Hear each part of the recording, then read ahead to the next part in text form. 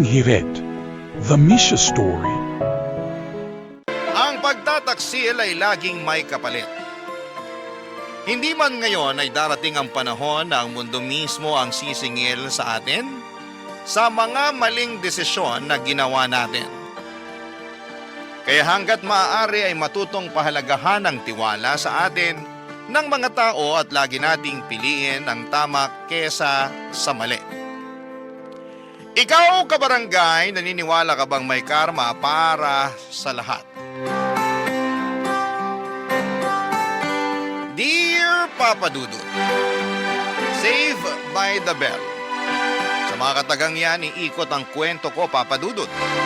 Dahil last minute ay nakaligtas ako mula sa isang buhay na sana'y habang buhay kong pagsisisihan. Bago ko po ikwento sa inyo ang life story ko ay hayaan niyo muna akong magpakilala. Ako po si Misha, 31 years old na sa ngayon at isang sales manager.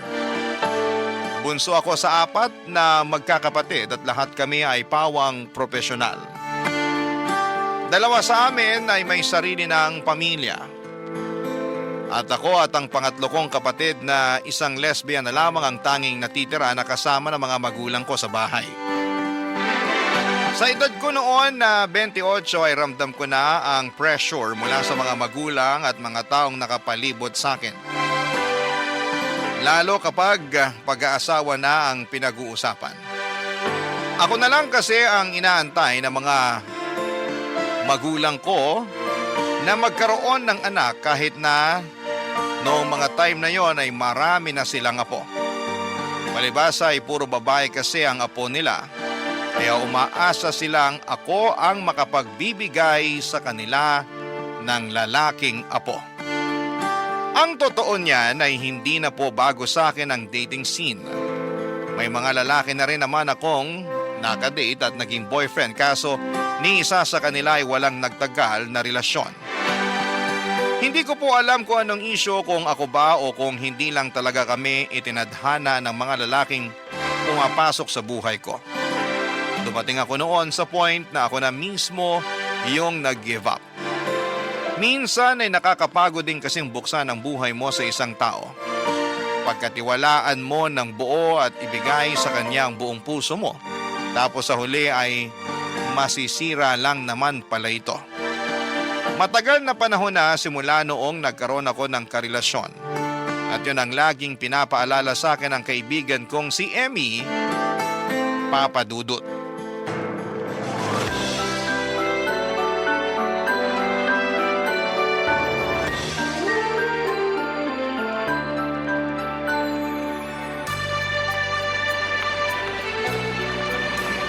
Grabe, ang hirap mag-book ng sasakyan ngayon Bakit kaya?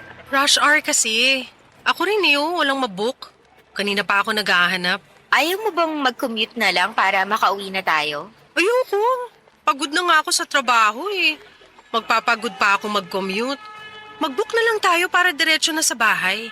O sige, ikaw bahala.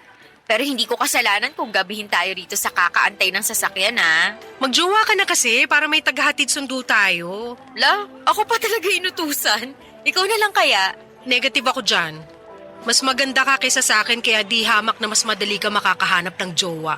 Ay nako, pass. Ayaw mo pa rin ba talaga makipagrelasyon ngayon? Ewan ko, parang wala na akong drive na maghanap ng boyfriend as of the moment. Bakit naman? Hindi ka pa rin ba naka-move on sa huling ex mo? Naka-move on na ako sa lalaking yun, no? Bakit? Anong rason? Bakit wala ka ng drive na jumowa? Ang hirap maghanap Sa ganda mong yan? Hirap ka pa talaga maghanap ng jowa? Totoo naman. Oo, marami pang isda sa dagat pero hindi mo naman alam kung alin dyan sa mga isdang yan yung loyal at totoong mahal ka Ang hirap kaya nun. Para kang naghahanap ng karayom sa dayami. Laking epekto rin siguro nung ginawa sa'yo nung last boyfriend mo. Kaya nagbago na yung tingin mo sa pakikipag-date. Sobra-sobra din kasi yung effort na ginawa mo para sa taong yun Wala Ganun ako magmahal. Talagang binibigay ko yung lahat. Ganun naman talaga dapat, 'di ba? Kapag mahal mo, ibibigay mo lahat. Oo, pero magtira ka naman para sa sarili mo. Yan yung lagi nilang sinasabi, magtira para sa sarili. Pero nasanay na kasi ako na mas priority ko yung mga taong mahal ko. Sanay na ako na sarili ko yung laging huli. Para mo namang sinabi na hindi mo mahal ang sarili mo niyan. Baka nga, kasi minsan hindi ko nare-realize na nawawala na rin pala ako ng self-respect. So baka nga totoo na hindi ko mahal sarili ko. Naku, hindi yan maganda. Pero buti aware ka. Kasi yung last BF mo, grabe, ang lala ng ginawa mo ron. Habol to the max talaga na para bang may pinatago kang milyones sa lalaking yun. Kaya ayaw mo siyang pakawalan.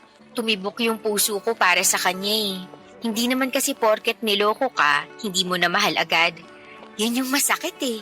Niloko ka na't lahat, mahal mo pa rin. Kaya nga sinasabi nila na minsan, nakakatunaw talaga ng utak yung pag-ibig na yan. Diba? Kaya hindi mo ko masisisi kung bakit wala pa ako sa mood na makipagjowa sa ngayon. Hindi pa ako ready na maranasan yung nangyari sa akin noon. Kung sa bagay, trauma malala no? Tiis-tiis na lang muna tayo sa ganito na nagko-commute pa uwi. Pero sana, kung sino man sa atin yung maunang magkajowa, sana makabingwi tayo nung may kotse para hindi na pahirap ang umuwi. Kung sinwerte. Pero kung ako tatanungin mo, bago ko problemahin yung mga ganyang bagay, siguro gusto ko munang ayusin yung ugali ko pagdating sa pag-ibig. Which is, Ayun nga, yung lagi kong hinuhuli yung sarili ko. Sana kapag dumating yung time na magkaroon ulit ako ng boyfriend, matutunan ko ring mahalin at irespeto yung sarili ko. simulan mo na ngayon. Ang mahalaga, alam mo na kung ano yung problema. One step at a time. Nandito naman ako napagsasabihan ka kapag sumobra ka na. Salamat. Basta dapat non-negotiable na yung cheating Once nag-cheat, hiwalay na agad. Wala nang habol ng habol parang aso. Try kong gawin yan. O sige, hanap ka na ng jowa para matry mo. Sirha. O yan na, may nag-accept na sa booking ko. On the way na ba? Sabay na lang ako sa'yo. Oo, papunta na siya. Ayan, very good. Gusto ko na kasi mag-shower, sobrang lagkit ko na. Girl, same.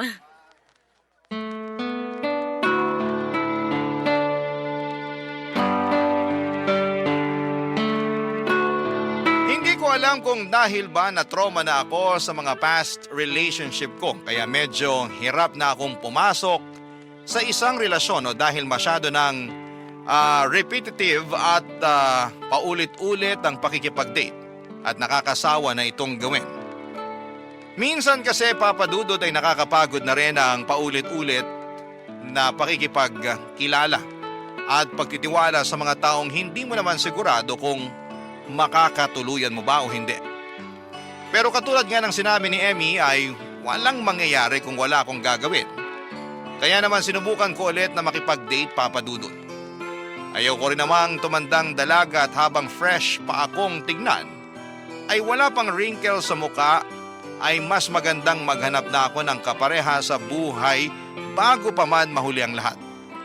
Gumamit ako ng dating app papadudot para makakilala ng mga bagong tao na maaaring maging parte ng buhay ko. Mahirap makahanap ng totoong pag-ibig sa mga dating app. Una ay maraming posters na gumagamit ng peking pictures para makapang catfish. Pangalawa ay may mga nasa app lang para maghanap ng hook-up o makaka one night nila. Pangatlo ay may mga katulad ko naghahanap din ng pag-ibig pero sa kasamaang palad, karaniwan sa mga kanila ay hindi ko kakompatible. Kung kailan handa na akong i-install ang dating app na yon ay saka naman ako biglang may nakamatch. Na literal na nagmatch talaga kami ng personality. Saglit kaming nag-usap sa app na yon bago kami lumipat sa personal social media namin para mas kilalanin pa ang isa't isa. Itago na lang po natin siya sa pangalang Luigi. Hindi nagtagal ay sinubukan akong ligawan ni Luigi at halos 2 buwan din kaming nag-date papadudot. At nung nakumpirma ko ang sincerity nito sa panliligaw sa akin, ay sinagot ko siya. Dahil sa tingin ko na mga panahong yon ay ready na ang puso kong magmahal ulit papadudot.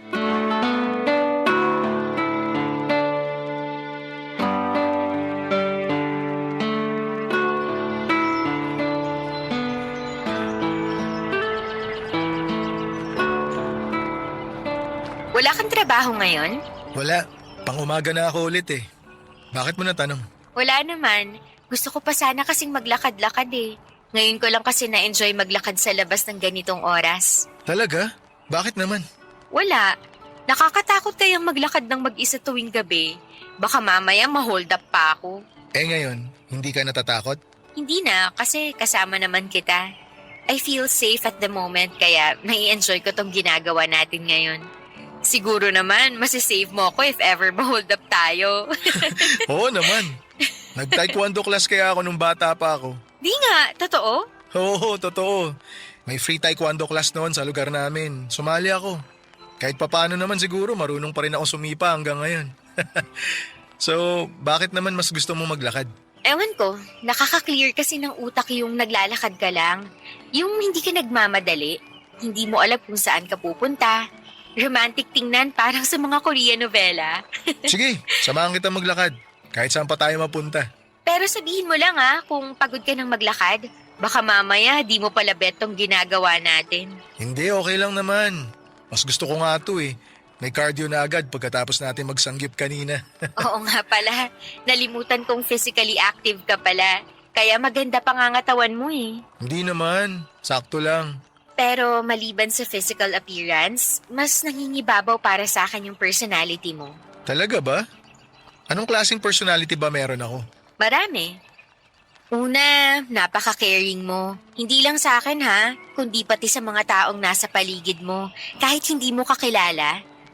Respectful ka, marunong gumalang sa boundaries ng taong kausap mo. Mahaba ang pasensya mo, tsaka at peace ako kapag nakakausap at nakakasama kita. Para naman akong santo sa description mo. Hindi, totoo nga. Yun yung mga bagay na nagustuhan ko sa'yo. Ikaw rin naman eh. Marami ako nagustuhan sa'yo. Tulad naman ng Sweet ka, good listener, tsaka very accommodating. Hindi ka padalos-dalos sa mga desisyon mo. At alam mo kung ano yung limit mo. Totoo ba? Oo, totoo. Yun lahat yung mga napansin ko sa'yo. Parang hindi naman. May instances kasi ako minsan na kapag nasobrahan, wala ako natitira para sa sarili ko. Kapag nagustuhan ko na kasi yung isang tao, gagawin ko lahat para lang ma-please ko yung taong mahal ko. Medyo may pagka-people pleaser kasi ako eh. Parehas pala tayo eh. May pagka-people pleaser din ako. Siyempre sa'yo, expected na yung pagiging pleaser mo. Part yun ng trabaho mo bilang manager eh. Eh ako? As in, hindi ko kayang mag-no sa mga tao basta alam kong kaya ko namang gawin. Minsan dun ka talo kapag hindi ka marunong humindi. Kapag oo ka lang kasi ng oo, na-exploit ng mga tao yung kabaitan mo. Totoo yan. Pero hindi ka naman ganun eh. Which is sobrang na-appreciate ko talaga. Alam ko rin naman kasi kung hanggang saan lang yung dapat na tinatanggap ko. Tsaka hindi ako dependent sa tao. Ayoko ng ganun, yung umaasa lang ako sa partner ko. What if i-try na natin? Ano ibig mo sabihin try natin? Na i-level up tong relasyon natin. Teka, sinasagot mo na ba ako? Oo. Sa tingin ko, time na rin para sumubok ulit. Thank you, nabigyan mo ako ng chance na papasukin ako sa buhay mo. Naisip ko rin kasi na wala namang mangyayari kung palaging nakataas na lang yung walls ko. Baka mamaya, masyado na tong mataas, hindi na ako makapagpapasok ng tao sa buhay ko. Nakita ko naman na sincere ka kaya willing akong ibaba yung walls ko para sa'yo. Huwag ka mag-alala, hindi kita bibiguin.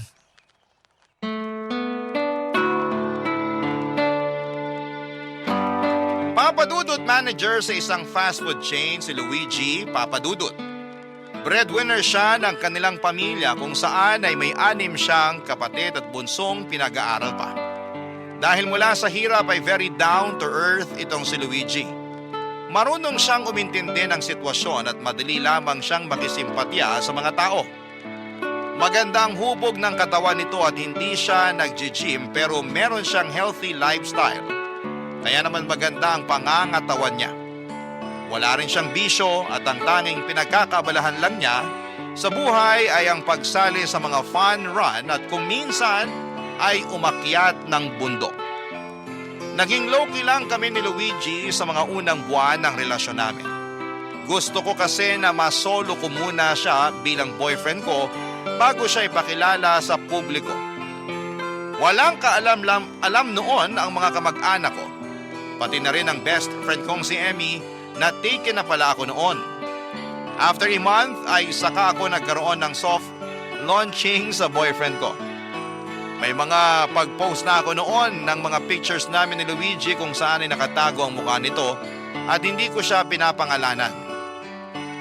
Nakakatuwa dahil parang naintriga ang mga kakilala ko dahil puro sila tanong kung sino ang lalaking kasama ko sa mga pictures ko sa Facebook.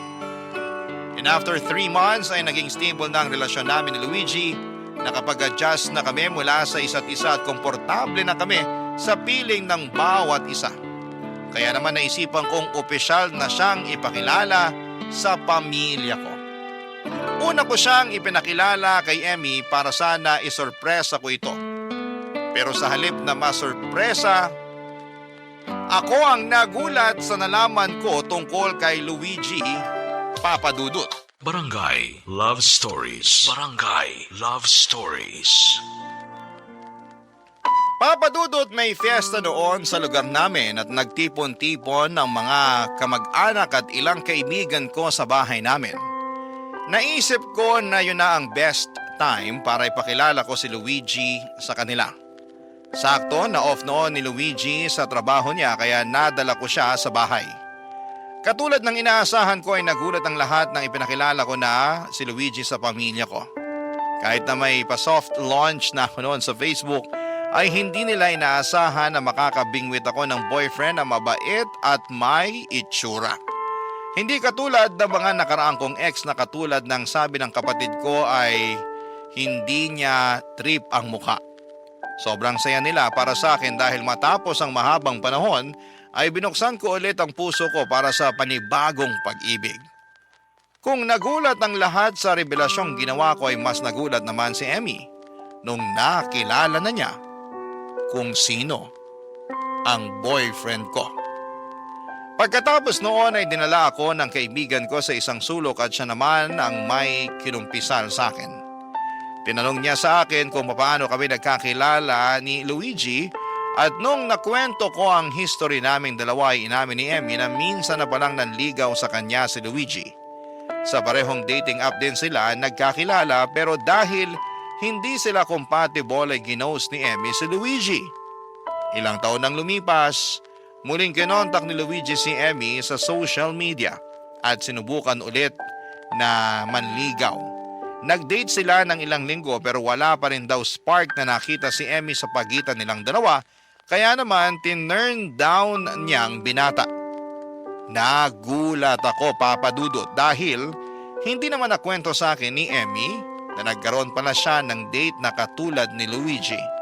Pero dahil short term lang naman yon ay hindi ko na yon ginawang big deal pa. Isa pa ay wala ng contact sina Luigi at Emmy matapos ng mga dates nila.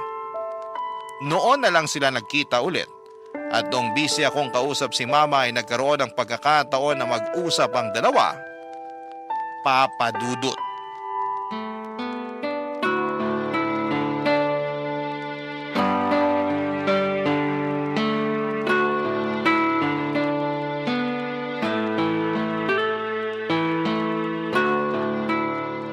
Kumusta ka na?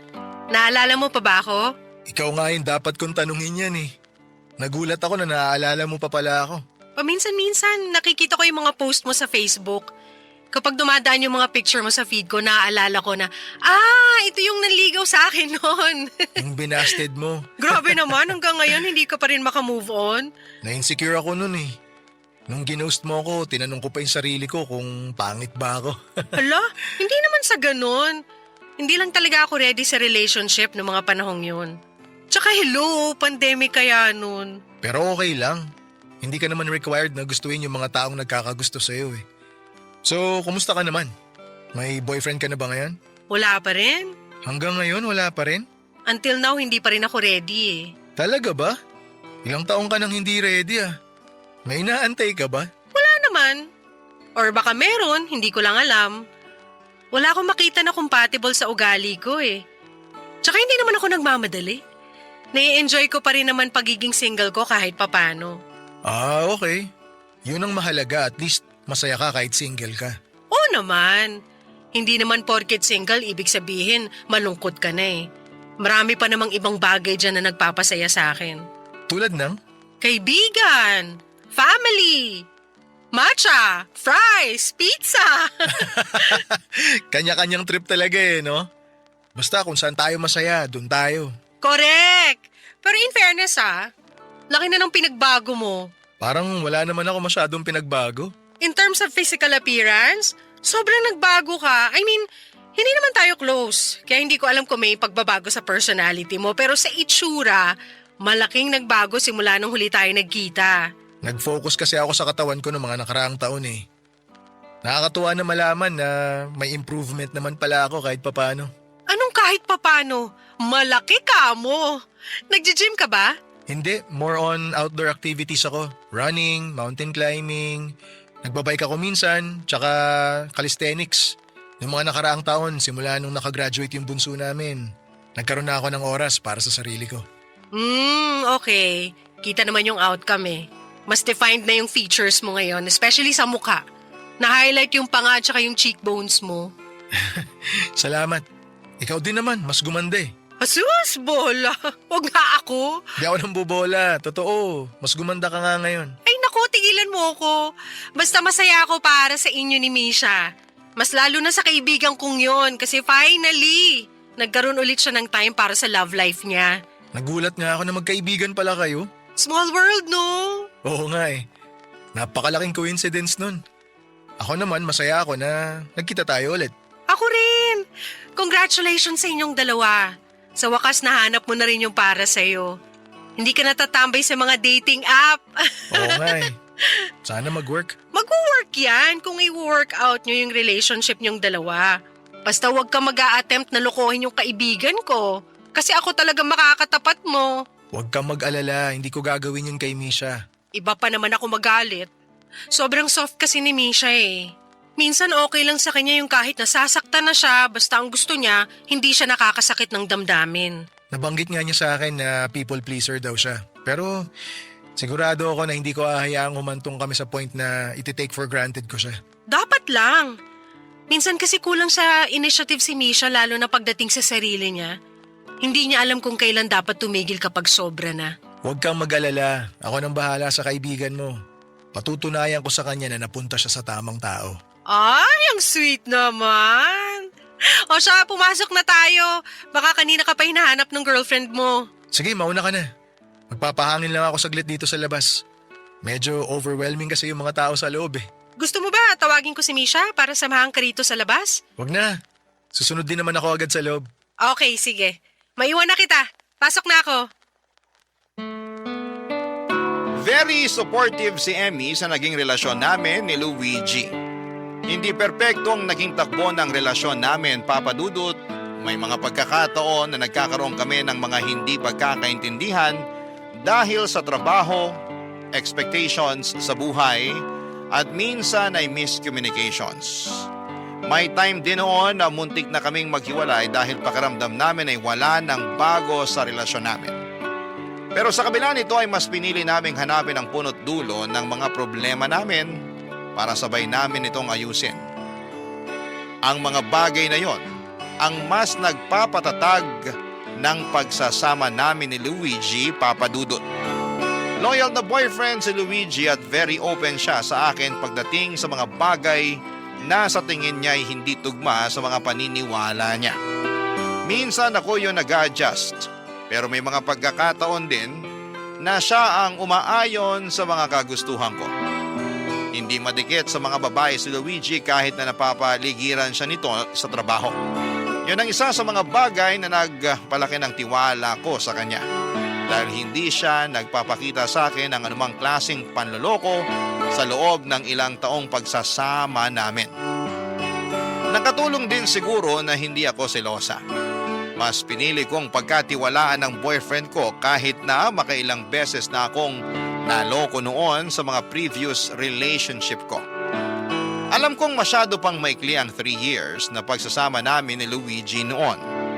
Pero ng mga panahong yon ay sobrang komportable at contented na ako sa kanya. Wala na akong ibang mahihiling pa sa relasyon naming dalawa. Kaya nung pinag-usapan namin ang tungkol sa pagpapakasal ay nasabi ko sa kanya na ready na ako. Hindi na rin naman kami bumabata. Kaya wala ring silbi kung patatagalin pa namin ito, lalo na kung sa simbahan din lang naman ang tuloy naming pareho. Bago pa man nag-propose sa akin si Luigi ay kumonsulta muna ako sa kaibigan kong si Emmy para malaman ang point of view niya sa relasyon naming dalawa ni Luigi, Papa Dudut.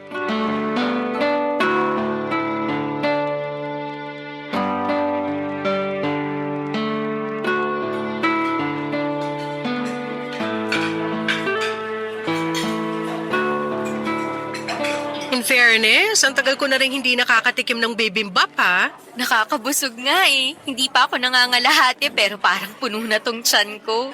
Pero nag-iba yung lasa ng bibimbap nila rito, no? Hindi na katulad ng dati. Nagtitipid na kasi. Pati nga serving, kumonti eh. Pansin ko rin. Pero kahit ganun, madami pa rin namang pumipila sa kainan na to. Koreanong hilaw kasi karamihan sa mga Pinoy. Kaya kahit mahal yung pagkain, gora pa rin sila. Tingnan mo nga yung mga samgyupsalan dito. Hindi na uubusan ng customer kahit pagkamahal-mahal. Sinabi mo pa. Ibang-iba kasi yung cuisine nila kumpara sa Pinoy. Maganda rin namang itry yung ibang culture. Maiba tayo. Feeling ko, any day now, magpo-propose na sa akin si Luigi. Hindi nga. Talaga? Paano mo naman nasabi? Pansin ko lang sa mga galawan niya. May isang instance pa na nahuli ko siyang nanonood ng mga proposal videos online. Hindi ko sure, baka nga nag-a-assume lang ako. Ewan ko. Nag-usap na ba kayo tungkol sa pagpapakasal? May one time na napag-usapan na namin yung tungkol doon.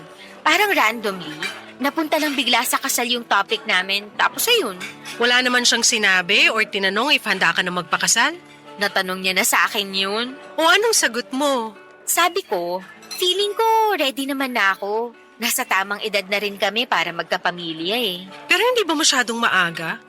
3 years pa lang kayo ah. Wala naman yan sa tagal ng pagsasama eh. Kung committed na talaga kayo sa isa't isa, 3 years man yan o 10 years, kung sa kasal din lang naman mauuwi ang lahat, ba't hindi pa natin gawin ngayon, di ba? Ay, may point ka. Oo nga. Pero hindi rin kasi biro ang kasal, lalo na't wala pang divorce dito sa Pilipinas. May annulment nga, mahal naman.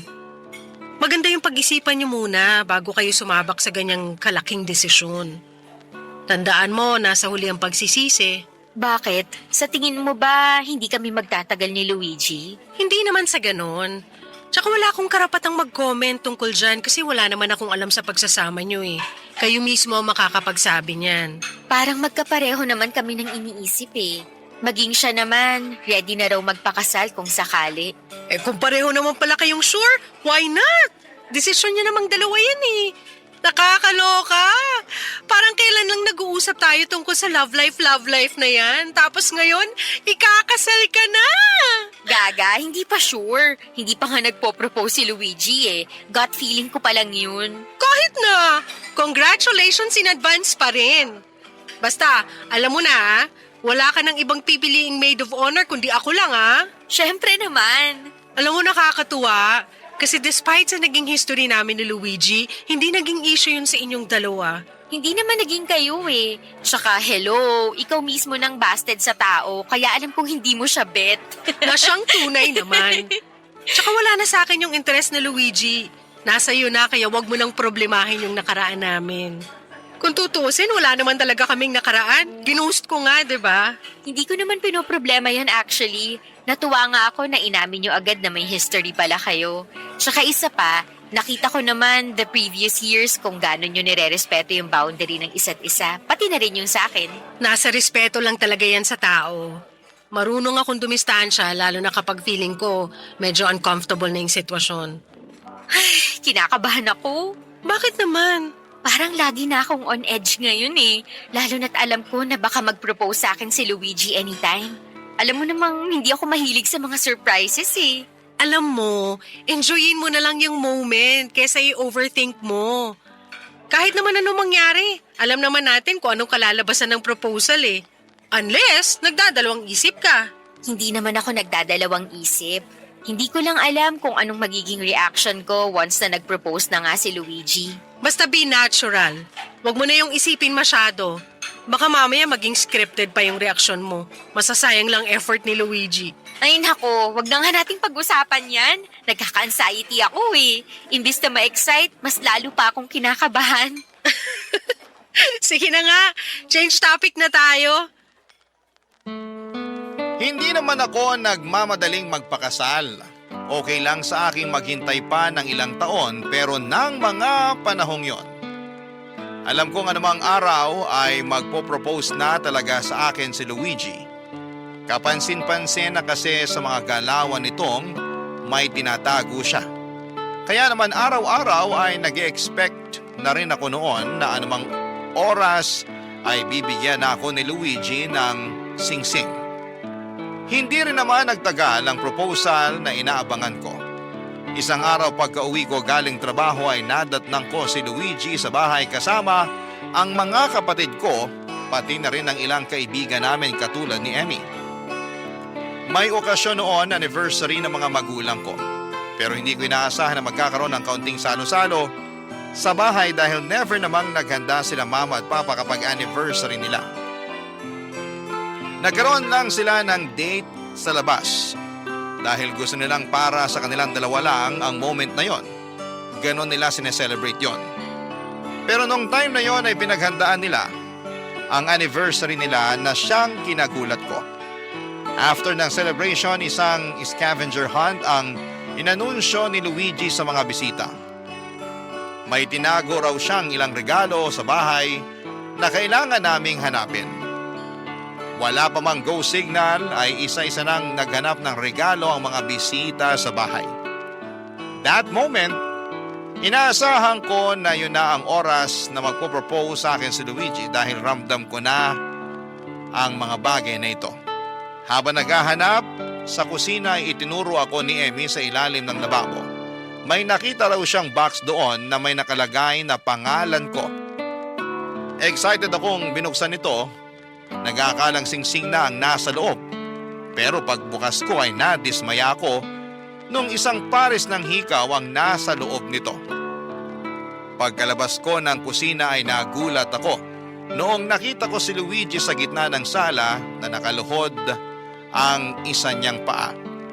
May hawak itong box at sa loob ng box ay isang singsing. Paglapit ko sa kanya ay doon na niya hiniling ang mga kamay ko, Papa Dudut. Sinagot ko na siya. Pumayag akong magpakasal kay Luigi. Barangay Love Stories. Barangay Love Stories. Papa Dudut, sobrang excited ng lahat noon sa magaganap na kasal. Napag-usapan namin ni Luigi na simple lang ang mangyayaring kasalan at hindi rin naman kasi ganong kalaki ang sinasahod naming dalawa para magkaroon ng ingrandeng kasal. Kaya okay na sa amin yung simple. Ang mahalaga ay mapag-isang dibdib kami sa simbahan.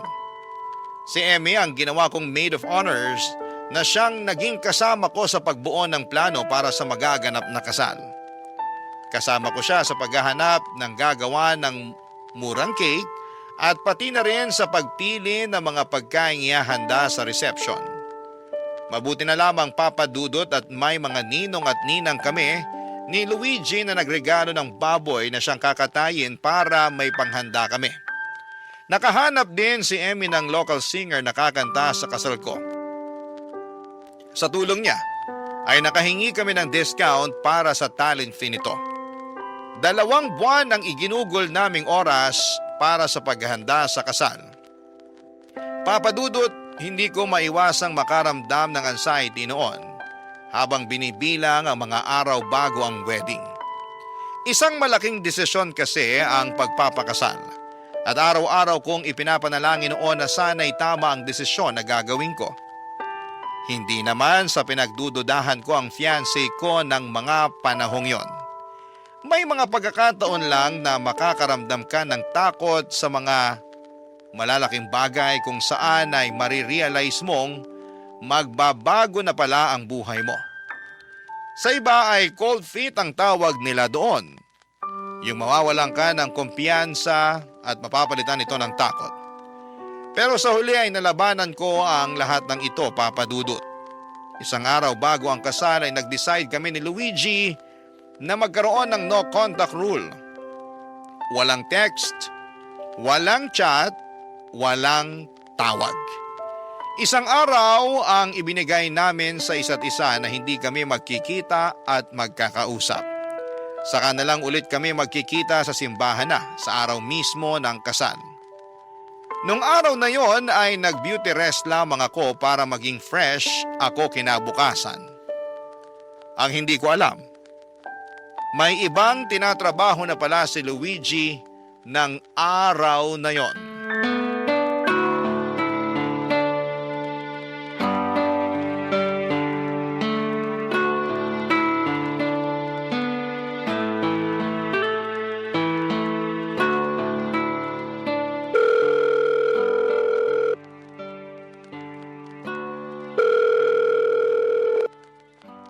Hello, Emmy. Napatawag ka. Oh, gising ka pa pala. Akala ko tulog ka na. Hindi ka kasi nag-reply sa message ko eh. Nanonood ako eh. Pasensya na. Ba't gising ka pa? Late na oh. Hindi ako makatulog. Bakit naman? Kinakabahan ka para bukas. Medyo, pero mas excited ako kaysa kabado. Anong meron? Ba't ka nga pala napatawag ng gantong oras? Hindi rin ako makatulog eh. Bakit? Kinakabahan ka rin? Hindi. May ibang tumatakbo sa isip ko ngayon. Ano naman yun? Luigi, sure ka na ba talaga bukas? Anong ibig mo sabihin? Ikakasal na kayo ni Misha. Alam mo naman ibig sabihin nun, di ba? Ay, oo, alam ko. Yun naman talaga yung usapan natin eh, di ba? Kapag ikakasal na kami ni Misha, titigil na tayo sa ginagawa natin. Hanggang dito na lang ba talaga tayo? Ay, paliwanag ko naman ng maayos sa iyo yung sitwasyon natin, di ba? Kung ano man yung meron tayo, panandalian lang yun. Alam ko. Alam ko naman yun eh. Pero napapaisip lang ako. Parang hindi ko pa kayang itigil tong ginagawa natin. Ayoko pa. Ako rin naman ayoko pa, pero kailangan na. Mahal ko si Misha at hindi na natin pwedeng ipagpatuloy itong ginagawa natin. Hantang ako kasi. Hindi ko alam kung bakit hindi na lang kita sinagot noon. Alam mo, sobrang laki ng pagsisisi ko na pinakawalan kita noon. Kasi siguro hindi lang talaga tayo para sa isa't isa. Kung hindi tayo para sa isa't isa, bakit tayo nagkaroon ng ganitong relasyon ngayon? Bakit natin to ginagawa sa likod ni Misha? Hindi ko alam. Siguro dahil may sarili-sarili tayong pangangailangan na tayo lang ang makakapagbigay. Hindi ko alam, Emmy. Paano yan? Kapag ikinasal na kayo ni Misha, hindi mo na makukuha sa akin yung pangangailangan na sinasabi mo. Kaya ko naman tumbasan ng ibang bagay yung pangangailangan kong yun eh. Katulad nga ng sabi ko sa'yo, kung ano man yung meron tayo ngayon, alam nating pareho na hindi yun magtatagal. May chance ka pa para magbago ang isip mo. Ako na lang, please. Sorry, Emmy. Pero iba si Misha eh. May isang bagay na meron siya na wala ka. Yun yung pagmamahal ko sa kanya. Sana pala hindi na lang ako pumatol sa'yo. Sana pinigilan ko na lang yung sarili ko kung alam ko lang na ganito pala yung mararamdaman ko para sa'yo. I'm sorry. Hindi pa kita kayang bitawan eh. Hindi ko talaga kaya. Isipin mo na lang si Misha. Anong mararamdaman niya kapag nalaman niya tong ginagawa natin? Mas maganda na itigil na natin to bago pa niya malaman yung totoo. Nakakakonsensya na inaahas ko ang sarili kong kaibigan, pero ano magagawa ko kung nahulog na ako sa'yo? Sorry pero hindi talaga pwede. Paano ngayon kita aalisin sa isip ko? Ang hirap nun, Luigi. Na palagi kitang makikitang may kasamang iba. Best friend ko pa. Hindi rin naman kita makakalimutan eh. Lalo na maraming gabi rin yung pinagsaluhan natin. Teka, gusto mo ba puntaan kita ngayon? Ah? Ngayon? Pero anong oras na? Hindi rin naman ako makatulog eh. Magkita tayo. One last time kung gusto mo. Ano to? For closure, ganon? Pagbigyan lang natin yung mga sarili natin. Kahit sa huling pagkakataon. One last time? Oo. Ayaw mo ba? Sige, aantayin kita rito. Pero wag dito sa bahay. Hanap tayo ng ibang lugar. Sige, ako nang bahala dyan. Magpapalit lang ako ng damit. Yung motor na gagamitin ko para mas mabilis. Okay. Mag-ingat ka. Bigyan mo lang ako ng 30 minutes, nandyan na ako. Sige. See you. See you. Nang gabing yon, Papa Dudut, ay wala akong kamalay-malay na may milagro na palang nangyayari sa pagitan ng groom ko at ng sarili kong maid of honor.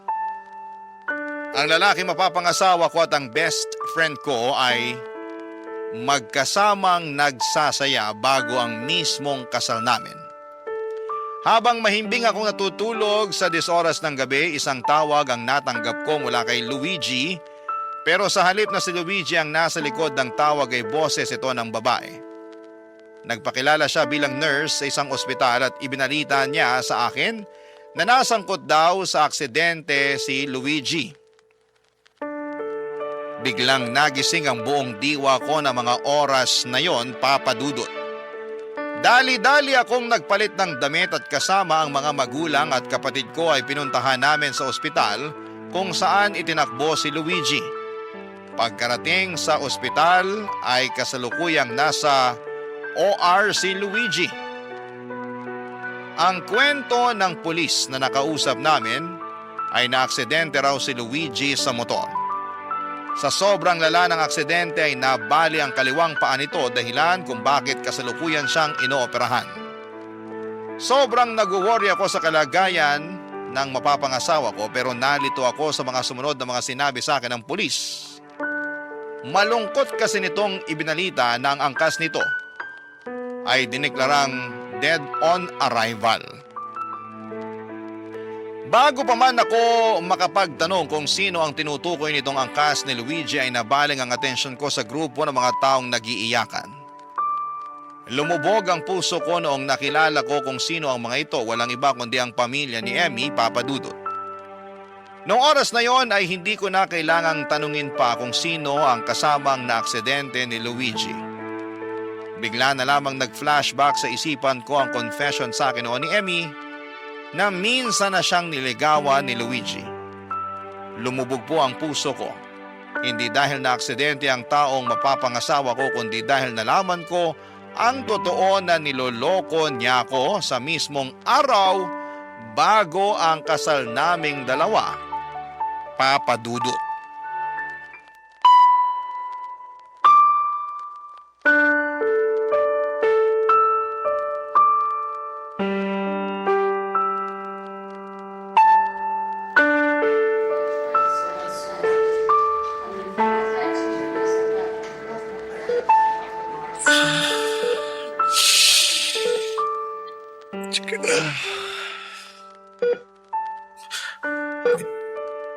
Misha, Kumusta ka na? Anong nararamdaman mo? hindi ko pa rin magalaw tong pa ako. Ano ba kasing ginagawa mo sa labas ng ganong oras? Bakit ka pa lumabas? Alam mong ikakasal na tayo kinabukasan. Hindi kasi ako makatulog kaya naisip ko na magpahangin muna. Hindi ko naman akalain na maaaksidente ako Ako rin, hindi ko rin in-expect yung nangyari. Sobra. I'm sorry, Misha. Sorry dahil na-aksidente ka at canceled yung kasal? O may iba pang ibig sabihin yung sorry mo? Anong ibig mong sabihin? Ito na yung chance mo para sabihin yung totoo, Luigi. Sa'yo ko mismo gusto malaman ang totoo, kaya please, sabihin mo na kung ano yung totoong nangyari sa'yo kagabi. Yun nga, lumabas ako para magpahangin tapos... Hindi yun yung nangyari. Kulang-kulang yung kwento mo. Hindi kita magets. Alam ko na ang totoo. Hindi mo na kailangang magsinungaling dahil lahat-lahat alam ko na. Gusto ko lang tong marinig mula sa'yo. Misha... Bakit? Bakit, Luigi? Para saan? Bakit mo ginawa sa akin yun? Nagkita lang kami ni Emmy kasi pareho kami hindi makatulog. Nag-stroll lang kaming dalawa. Tama na, please. Tumigil ka na sa pagsisinungaling. Alam ko kung anong nangyari. Nakausap ko na yung mga pulis. May nakagit-gitan kayo sa parking lot sa isang hotel. Naghabulan kayo sa kalsada hanggang sa binangga kayo ng sasakyang humahabol sa inyo. Alam ko nasakay mo si Emmy kagabi. Nandito rin siya ngayon sa ospital na to. Nahuli na yung bumangga sa inyo. Kinuwento niya sa pulis ang mga nangyari. Misha, maniwala ka. Wala kaming ibang ginawa ni Emmy. Galing kayo sa parking lot ng isang hotel. Anong gagawin niyo doon ng ganong oras? Umamin ka na, Luigi. Tatanggapin ko naman yung totoo Masakit, pero kailangan kong tanggapin na may nangyari sa inyo ng best friend ko. Misha... Alam mo kung anong masakit? Niloko mo na nga ako bago yung kasal natin. Tapos sa best friend ko pa. Sa best friend ko pa. Sana patawarin mo ako. Isang beses lang naman nangyari yun eh. Maniwala ka sa akin. Kahit isang beses pa yan, hindi nun mapagtatakpan ng katotohanan na niloko niyo akong dalawa. Hindi na talaga mauulit yun, please. Patawarin mo ako, Misha. Kahit itanong mo pa kay Emmy, hindi na mauulit yung nangyari. Hindi na talaga mauulit yung bagay na yun kasi wala na si Emmy. Ha? Anong pinagsasabi mo? Paano wala na si Emmy? Patay na siya. Nagulungan siya ng sasakyang humabol sa inyo. Dead on arrival, sabi ng mga pulis. Patay na si Emmy? Alam mo, may isang bagay na laging sinasabi sa akin si Emmy nung nabubuhay pa siya. Mahalin ko raw sarili ko. Dapat matuto daw akong umalis sa isang sitwasyon kung sarili ko na yung nasasaktan. Susundin ko yung mga sinabi niyang yun. Aalis na ako sa relasyong to. Tapos na ako sa paghahabol. Tapos na ako sa pagbibigay ng second chances. Sinira mo na yung tiwala ko. Kaya pagkatapos ng araw na to, wala ka nang maririnig pa mula sa akin. Misha naman, paano yung kasal natin? Ang dami na nating nagastos para sa kasal. Yun talaga yung pinoproblema mo? Yung gastos? Hindi yung panloloko na ginawa mo? Hindi yung fact na patay na si Emmy dahil na-disgrasya kayong dalawa pagkatapos niyo akong lokohin sa mismong gabi bago ang kasal natin? Ang nasa isip mo ngayon yung gastos sa kasal? Wow! Ibang klase! Eh di magpakasal ka mag-isa mo para hindi masayang yung gastos. Magpagaling ka dyan para makapunta ka mag-isa sa kasal mo. Eh hindi yun ang ibig kong sabihin. Please, Misha, hayaan mo muna ako mag-explain. Sobra. Sobra yung tiwalang binibigay ko sa'yo. Akala ko iba ka. Akala ko ikaw na eh. Hindi mo lang ako sinaktan sa araw mismo ng kasal natin. Sinira mo pa yung pagkakaibigan namin ng best friend ko. Kahit patawarin pa kita sa ginawa mo, iba na ang tingin ko sa'yo, Luigi. Kaya, wala na. Wala na to. Hindi na natin maisasalba tong relasyon natin. Salamat pero ito na yung huling araw na makikita mo ko. Aalis na ako. Teka, Misha, sandali lang. Mag-usap muna tayo. Misha, please! Puno ng galit ang puso ko nung nalaman ko ang katotohanan. Hindi ko alam kung magagalit ba ako o kung ipagluluksa ko ba. Ang pagkamatay ni Emmy ang tanging tao na itinuturing ko bilang best friend. Sobrang gulong-gulo ng isipan ko noon sa puntong hindi ako lumabas ng bahay ng ilang araw. Nagmukmuk lamang ako habang unti-unting tinatanggap ang mga pangyayari. Hindi ko na muling binisita pa si Luigi sa ospital. Ang huling balita ko sa kanya ay naputulan na raw siya ng paa dahil nagkaroon ng komplikasyon ang nabali nitong paa matapos maimpeksyon. Sa kabilang banda ay hindi ko nagawang dumalaw sa burol ni Emmy dahil na rin sa tampo at galit. Alam kong hindi magandang magalit sa taong namayapa na pero sobrang sariwa pa kasi ang sakit na nararamdaman ko noon. Ilang linggo ang pinalipas ko bago ako nagkaroon ng lakas na dalawin si Emmy sa sementeryo. Naisip ko na kahit papaano, kahit nagawa niya akong lukohin, ay marami pa rin siyang mga magagandang bagay na nagawa sa buhay ko. Doon din ay sinubukan ko siyang patawarin, papadudot. Sa hindi mabilang na pagkakataon ay muli na namang nawasak ang puso ko. Pero mas tatanggapin ko na lamang ito kesa natuloy ang kasal ko sa isang lalaking hindi ko alam na niloloko na pala ko. Kaya tunay na ang buhay ko ay saved by the bell. Kung hindi nangyari ang aksidente ay hindi ako maliligtas sa isa sanang pamilya na nagsimula sa panloloko. Siguro'y yun na rin ang good karma na natanggap ko bilang isang mabuting tao. Samantalang bad karma naman ang nangyari sa aksidente sa dalawang taong taksil na mas pinili ang pansariling interest para lamang sa tawag ng laman. Sa ngayon ay nananatili pa rin po akong single, papadudot, at ang tanging nagpapakilig na lamang sa akin ay ang kwentong pag-ibig na inyong ibinabahagi sa inyong programa. Hindi ko naman tuluyang sinasarado ang pintuan ko para sa panibagong pag-ibig. Umaasa po ako na balang araw sana'y dumating na rin ang tamang taong nakatadhana para sa akin. Hanggang dito na lamang po ang sulat ko at maraming salamat sa pagbasa ng aking liham. Ang inyong forever kapuso at kabarangay, Misha. Kwentuhan naman tayo dito sa comment section.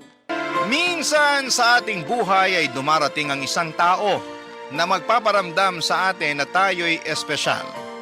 Ngunit paano kung ang dating pagmamahalan ay unti-unting mapalitan ng puot? Ikaw kabarangay, ano ang kaya mong gawin at tiisin alang-alang sa pag-ibig? Dear Papa Dudut, magandang araw po sa inyo at sana ay matanggap ninyo ang sulat ko na ito. Ako nga po pala si Astrid at kagaya lang din po ako ng karamihan sa atin. Gusto ko lang makaramdam ng tunay na pagmamahal. Ito rin po ang naging dahilan kung bakit ang dami ko nang pinagdaanan na boyfriend. Nakakahiya man pong aminin pero palagi po akong may jowa simula noong nag-high school ako hanggang sa nakapagtapos na ako sa pag-aaral. Pero karamihan sa mga karelasyon ko noon ay hinihiwalayan ko rin. Kasi yung iba sa kanila ay boring tapos yung iba naman ay masyadong seryoso. Isa po kasi akong happy-go-lucky girl, Papa Dudut. At ang gusto ko sa buhay ay yung boyfriend na magbibigay sa akin ng exciting na experience. Yung tipong hindi boring at hindi masyadong seryoso sa buhay. At mukhang sinagot ni Lord ang prayers ko kasi dumating ang araw na nakilala ko si Dale. Gwapo si Dale at siya mismo ang tipo ng lalaki na gusto kong makasama sa panghabang buhay. Palagi po ako nag-i-enjoy tuwing kasama ko siya at nasa kanya na talaga ang katangian ng isang lalaki na gusto ko. At nasa isip ko noong mga panahong yon ay sobrang swerte ko naman na naging boyfriend ko si Dale. Pero hindi rin nagtagal yung mga maliligaya na moments namin ni Dale kasi habang tumatagal yung relasyon namin ay unti-unti ko ring nararamdaman na playboy siya. Yung charm na ginagamit niya para mapaibig ako sa kanya ay yun din mismo ang ginagamit niya para mapaibig niya ang ibang mga babae. Ilang taong ko pong pinagtiisan ang pagkababaero ni Dale. May mga kaibigan ako na nagsasabi na nakikita daw nila si Dale sa pampublikong lugar na may kasamang ibang babae. Nung una'y patay mali siya lamang ako sa mga sumbong sa akin ng mga kaibigan ko. Kasi in love po talaga ako kay Dale. At pakiramdam ko ay parang hindi ko na kaya na mawala siya sa buhay ko. Kasi nasanay na ako na siya yung kasama ko sa pang-araw-araw. Pero may isang beses na hindi ko na talaga kinaya. Kasi habang natutulog si Dale sa inuupahan namin na apartment ay nakialam ako sa cellphone niya. At kahit may password yung cellphone niya, ay nakita ko pa rin sa lock screen niya na may notification o mensahe galing sa isang babae na sinasabihan siya ng I love you. At doon na po nagsimulang magwala. Nagwala ako kasi sinagad at inabuso na ni Dale ng lubusan ang pasensya ko.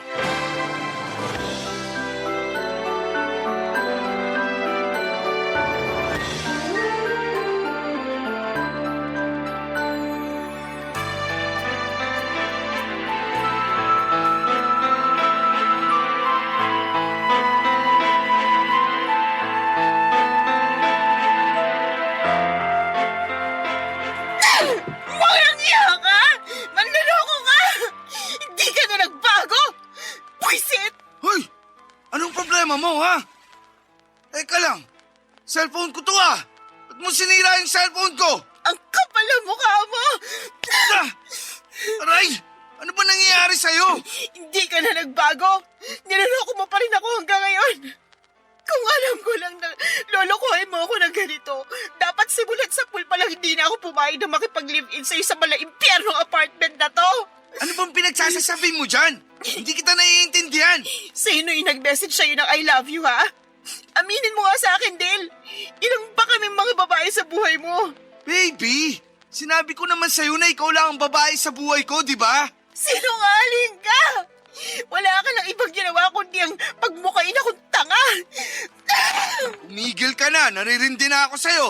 Wala akong ginawang masama sa'yo para lukuhin mo ako ng ganito. Hindi ka ba talaga titigil? Anong balak mo, ha? Sirain ang lahat ng gamit dito sa apartment? O pues, tutulungan kita. Oh, eto ba? Wisit ng buhay ito. Baby, I'm sorry na. Hindi ko talaga sinasadya. Ikaw naman kasi, binigla mo ako. Pag-usapan na natin to ng maayos. Please lang. Ilang beses nang napatunayan ng mga kaibigan kong nambababae ka. Pero hindi ko sila pinaniwalaan nun kasi mahal na mahal kita. Alam mo namang naiinggit lang yung mga kaibigan mo sa atin. Kaya nila ako sinisiraan sa'yo, di ba? So paano mo ipapaliwanag yung babae nag-message sa'yo, ha? Wala akong alam sa message na yun. At isa pa, hindi ko naman siguro kasalanan kung lapitin ako ng mga babae, di ba? Galit na galit ako sa'yo. Pero, alam mo kung kanino ako mas nagagalit? Mas nagagalit ako sa sarili ko kasi hindi kita magawang hiwalayan. Nang dahil na rin sa lecheng pagmamahal ko sa'yo. Nagsisisi ka ba na minahal mo ako? Hindi sa ganun yun. Pero please naman, huwag mo na akong bigyan ng dahilan para pagdudahan ka. Pagod na ako eh. Ako din naman pagod na ako sa pagdududa mo sa akin. Walang pupuntahan tong relasyon natin kung hindi mo ako pagkakatiwalaan. Mas mabuti pa nga siguro kung Kung sige ituloy mo. kung maghiwalay na lang tayo. Ayoko na, Astrid. Sawang-sawa na ako sa mga inaala mo sa akin. Kung ganito lang din naman, mas mabuti na siguro kung palayain na lang kita. Seryoso ka? Oo, seryoso ako. Nasasaktan lang ako tuwing nagwawala ka ng dahil lang dyan sa mga inaala mo na walang basehan. Nag-message sa iyo yung babae, sinabihan ka ng I love you. So ano gusto mo isipin ko, ha? Nakaibigan mo lang yung babaeng yon? Nakita mo ba na nireplyan ko yung babae? Hindi, kasi nakalock yung cellphone mo. At isa pa, hindi ko na rin malalaman kasi nasira ko na yata yung cellphone mo. Yan ang problema sa'yo eh. Walang saysay at basehan yung nararamdaman mo. Tapos, naninira ka pa ng gamit ng may gamit. Saka ka na magwala kapag nakita mo na ako na nakapatong sa babae. Dale, baby, I'm sorry na. Huwag ka na magtampo sa akin. Ayusin na lang natin to. Hindi mo kasi ako naiintindihan eh. Natatakot na ako tuwing nagwawala ka. Sorry na talaga.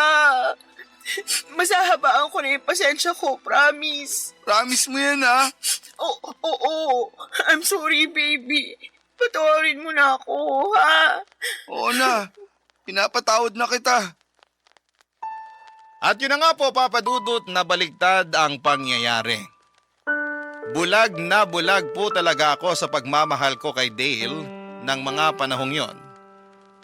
Biruin mo ha, ako pa yung humingi ng sorry sa kanya kahit siya naman talagang may kasalanan sa akin. Ganon siya makapanimulative noong kami pa, Papa Dudut. At paulit-ulit na lamang po yung nangyayari sa tuwing nag-aaway kami. Sigawan, siraan ng gamit tapos bati ulit na parang walang nangyari. Sobrang toxic na ng relasyon namin pero pinili ko pa ring tiisin kasi pakiramdam ko noon ay hindi ko talaga kakayanin na mawala si Dale sa buhay ko. At hindi ko na namamalaya na unti-unti ko na palang pinapalagpas lahat ng kababuyan at kawalang hiyaan niya sa akin. Hindi ko akalain na ganito pala ang pag-ibig, nakakabobo ito. Kaya mong isang tabi ang pride mo, ang dignidad mo, lahat-lahat na. Para lamang makaramdam ka lang ng kahit kaunting kaligayahan. Para mas malinaw po sa mga kabarangay ninyo kung gaano kagulo ang relasyon namin ni Dale, ihahalin tulad ko po ito sa isang babuyan. Sa simula ay sobrang baho at ang sakit sa ilong. Pero habang tumatagal ay masasanay ka rin at hindi mo na gaanong napapansin yung baho ng babuyan. Ganon na ganon kami ni Dale. Parang nasanay na lamang po ako sa baho ng relasyon namin. May mga pagkakataon na nagigising ako sa katotohanang babaero talaga si Dale, pero sa huli ay ako pa rin yung nagpakumbaba. Nagpakababa. Lahat ay ginawa ko para lamang maisalba yung relasyon namin na nuknukan na ng katoksikan. Naging normal na lamang sa amin ang sigawan at away bati. Dumating pa sa point na pakiramdam ko ay may kulang sa relasyon namin kapag hindi kami nag-aaway ng isang beses sa isang linggo. Pero lumipas ang ilang linggo, Papa Dudut, at kahit papaano ay natauhan na rin po ako. Isang araw palihim kong sinundan si Dale noong nagpaalam siya sa akin na lalabas daw siya. At noong nakabuntot ako sa kanya, doon ko mismo nakita na may kasama siyang ibang babae. Doon na rin po ako nagising at napaisip na baka panahon na talaga para palayain ko na ang sarili ko mula sa ganitong klase ng pakikipagrelasyon, Papa Dudut.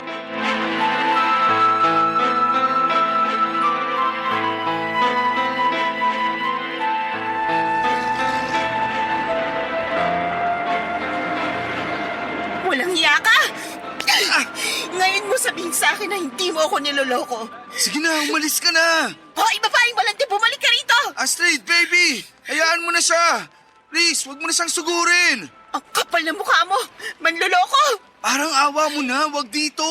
Ang daming tao, nakakahiya! Ang swerte din naman ng ibang tao, no? At least sila binigyan mo sila ng kahihiyan. Eh ako, kailan mo pa ako bibigyan ng kahihiyan, ha? Huwag kang malisyosa! Magkaibigan lang kami noon, ano ka ba? Magkaibigan? Eh kulang na nga lang halikan ka nung haliparot na yun eh. Alam mo, napaparaning ka na. Sa tingin ko, panahon na para magpakonsulta ka sa psychiatrist. Sinasabi mo bang baliw ako? Bakit, hindi ba? Gusto mo ng baliw? Mas ibibigay ko sa'yo. Nakikita mo tong bato na to? Tingnan mo ng maigi tong gagawin ko. Uy, anong gagawin mo? Lumayo ka sa motor ko! Etong nababagi sa motor mo. Nasisiraan ka na ba ng bait? Tigilan mo yan! Binili ko ang motor na to para sa'yo. Pero hindi ko akalain na gagamitin mo lang pala to sa pampababae mo. Ibang klase ka rin, ano? Pues, tingnan na lang natin kung may magagamit ka pa. Nababalo ka na talaga! Huwag mong pagdiskitahan yung motor ko! Utang na loob, tumigil ka na! Sige, subukan mo lumapit sa akin. At sa'yo ko na talaga ihahampas to. Siraulo kang babae ka! Tinan mo tong ginawa mo! Wasak na yung motor ko! Pasalamat ka at hindi ang mukha mong winasak ko. Kung tutuusin, kasalanan mo kung bakit tayo umabot sa ganito eh. Paano ko naging kasalanan, ha? Ikaw tong palaging nagwawala tuwing may problema tayo. Ano bang punot dulo ng mga problema natin, ha? Hindi ba't yung pambababae mo? Mali! Nagkakaproblema tayo kasi masyado kang selosa. So, ano gusto mong gawin ko? Palakpakan ka habang nilalandi ka ng kabit mo. Sa'yo na rin mismo nang galing. Ako ang nilalandi nila. Hindi ko na kasalanan kung lapitin ako ng mga chicks. Ang sabihin mo, nilalapitan ka ng mga babae kasi nagpapalandi kang hayop ka. Masyado kang overprotective. Ayoko na, Dale. Ayoko na. Pagod na ako. Aalis na ako. Bahala ka na sa buhay mo. Sandali lang. Bitiwan mo ako, ano ba?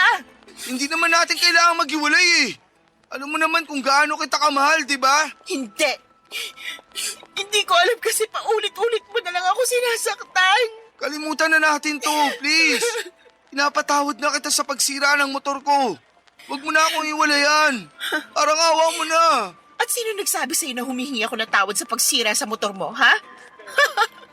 Hindi ko pinagsisisihan ng pagsira ako sa lecheng motor na yan. Baby, ang tindi na ng galit mo ah. Sa tingin ko, kailangan na natin magpa-check up sa psychiatrist para mas makontrol mo yung galit mo.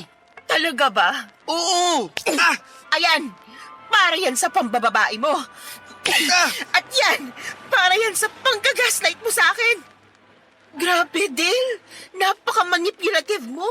Muntik mo na ako mapaniwala na akong problema at hindi ikaw. Alam mo ikaw, sumusobra ka na. Bitiwan mo ako! Namumuro ka na sa akin. Tingnan mo tong ginawa mo sa pisngi ko. Namumulat ang hapdi na sa kakasampal mo. Kulang na kulang pa yan sa lahat ng atraso mo sa akin. Bitiwan mo ako kung di tatawag ako ng pulis. Astrid, ayusin na natin to, please. Hindi na natin maaayos ang matagal ng sira. Simula sa araw na to, ayaw ko na makita yung pagmumukha mo.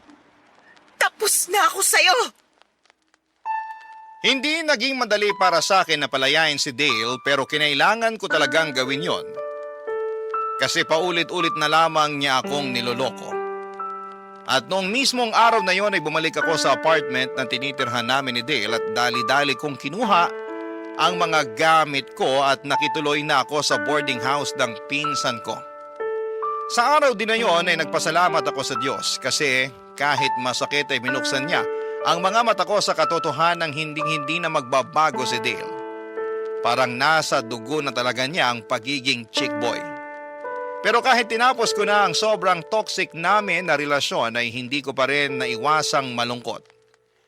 Hindi kasi ako sanay na wala si Dale. Pakiramdam ko na mga panahon na yon ay mag-isa na lamang talaga ako sa mundo. Ang totoo niyan, Papa Dudut, ay tawag pa rin siya ng tawag sa cellphone ko. Pero hindi ko na sinasagot ang mga tawag niya kasi kahit miss na miss ko na siya, mas nangingibabaw pa rin yung sakit na iniwan niya. Iba po talaga yung pakiramdam kapag mismong mga mata mo ang nakakita ng kataksilan ng partner mo. At tuwing naaalala ko yung time na nakita ko sila ng babae niya, mas lalo lang akong nagagalit kay Dale. Aaminin ko na mahal ko pa rin si Dale pero sa huli nanaig ang respeto ko sa sarili ko.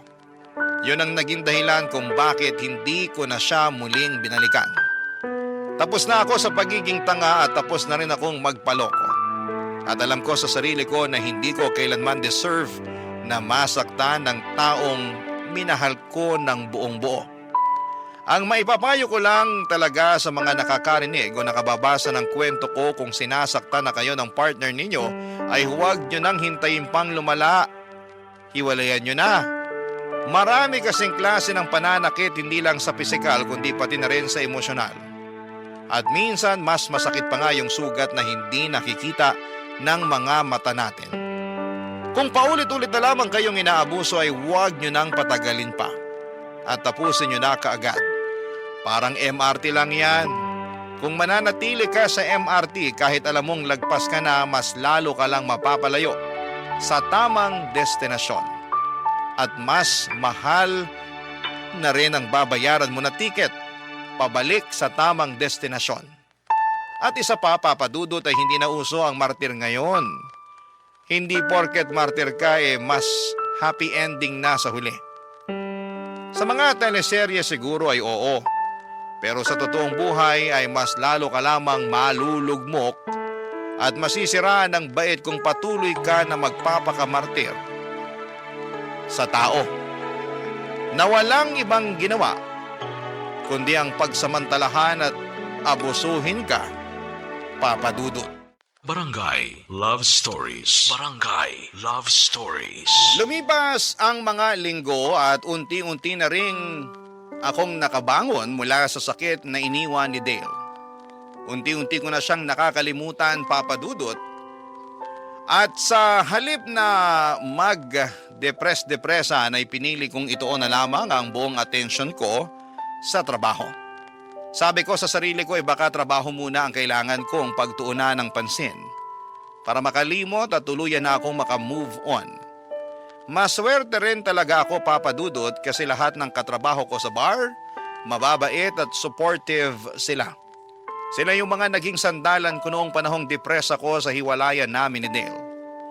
Hindi nila ako hinusgahan, ang ginawa lang nila ay pinaramdam nila sa akin na hindi ako nag-iisa. Hanggaan lang sa kalooban kasi bihira na lang talaga na makahanap ng mga katrabaho na pinapahalagahan ka noong walang halong kaplastikan. Dahil sa mga nangyari ay napaisip ako na baka panahon na para tigilan ko na muna ang kakahanap ng boyfriend. Gaya nga ng sabi ko ay nakapag-decide na lamang ako ng time na yon na ilalaan ko na lamang ang lahat ng atensyon ko at effort ko sa trabaho ko sa bar. Pero ang buhay nga naman ay punong-puno ng mga sorpresa. May mga bagay talaga na dumarating sa panahon na hindi mo inaasahan. Yung akala mong okay ka na, tapos bigla ka na lamang guguluhin ng tadhana. Isang gabi habang naka-duty ako sa bar ay may dumating na customer na literal na napalingon kaming lahat. Ang gwapo niya, Papa Dudut, para siyang artista. Maputi, maayos manamit at ang kinis ng kanyang mukha. Tapos ay naka-formal attire pa siya. Kaya lalo siyang nag-stand out sa crowd. Nung una ko talagang naisip noon ay naku, ang gwapo niyan. Sigurado ako na may jowa na siya. Pero nagkamali ako, Papa Dudut, kasi noong kinausap niya ako habang nagsiserve ako ng drinks, ay doon nagsimulang magbago ang ihip ng hangin at mas lalo ko pa siyang nakilala ng mga panahong yon, Papa Dudut.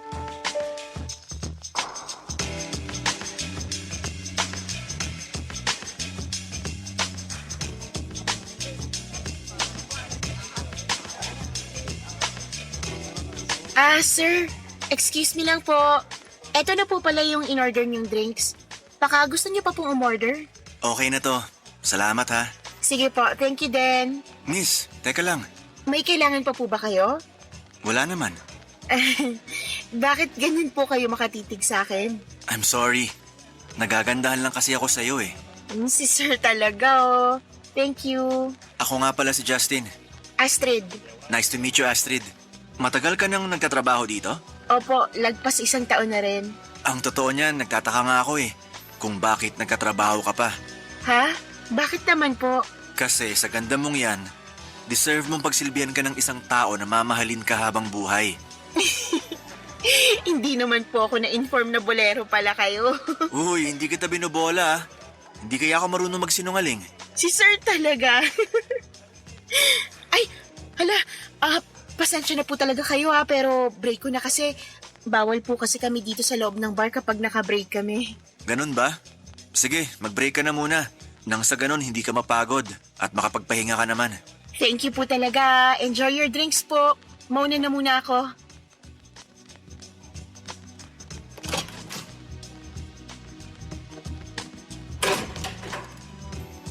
Ay, salamat naman. At nakapag-break na rin ako sa wakas. Sakit na ng tuhod ko. Pero in fairness kay Sir ha, kinilig ako doon. Hindi nakakasawa tingnan yung mukha niya. Grabe, ang pogi. Ay, ano ba naman yan? Panira ka ng moment. Dale, utang na loob. Tigilan mo na nga ako. Tapos na tayo, okay? Astrid, sorry na talaga. Sising-sisi na talaga ako sa mga ginawa ko sa'yo noon. Patawarin mo na ako, please. Wow! Ikaw? Humihingi ng tawad? Bago yan ah. Talagang nagbago na ako. At hindi ako magsasawa na patunayan sa'yo yun. Kung dati mo pa sa akin pinatunayan yan, eh di sana hindi na tayo humantong pa sa hiwalayan. Maawa ka naman sa akin, oh. Ilang linggo na akong hindi nakakatulog at nakakain ng maayos. Dahil sobra ako nasaktan nung hiniwalayan mo ako. At ngayon kasalanan ko pa kung bakit hindi ka nakakatulog at nakakakain ng maayos? Pambihira, kasalanan ko na naman. Hindi sa ganun yun. Ang sinasabi ko lang naman, hindi ko kayang mabuhay nang wala ka. Kalokohan! Oo na, aaminin ko na sa'yo na pinagtaksilan talaga kita noon. At para patunayan sa'yo na hindi na ako yung dating Dale, hiniwalayan ko na yung mga yun. Nagpapatawa ka ba? Kung kailan ka na single ulit, saka mo naman hiniwalayan yung babae mo. Ibang klase ka rin, ano? Ano pa ba ang kailangan kong gawin para patunayan sa'yo na ikaw talaga yung mahal ko? Wala. Wala kang kailangang gawin. Pero ako meron. Meron akong kailangang gawin at dapat matagal ko nang ginawa to. Ha? Simula ngayon, maghanap ka na ng ibang kukulitin mo kasi ibabla ko na tong number mo. Goodbye! Kaasar! Ay hala, tapos na nga pala yung break ko. Makabalik na nga sa loob.